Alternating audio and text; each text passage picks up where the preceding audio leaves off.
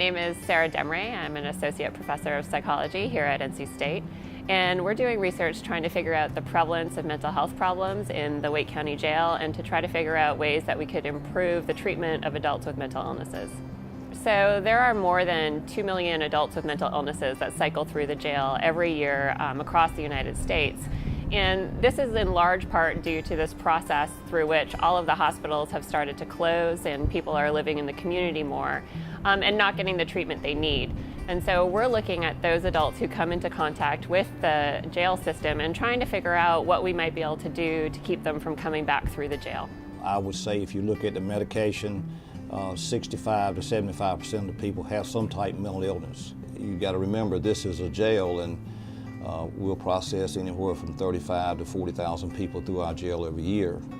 And that's what complicates it, because they're not here long enough where we can really address it. Mental illness really got hot on our agenda a few years ago because we knew that we were seeing increased involuntary commitments at our hospitals, clogging up the emergency rooms.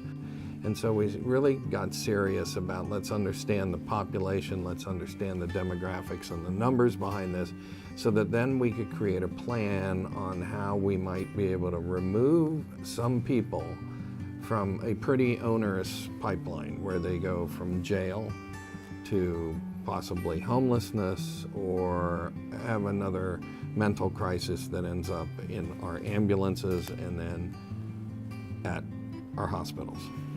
So we're working with the jail. We're looking at the assessments that are done while people come into the jail, and then also what happens with adults with mental illnesses when they stay in the jail. And we're hoping to identify ways that we could improve that, ways that we could provide them with better treatment and hopefully keep them in the community.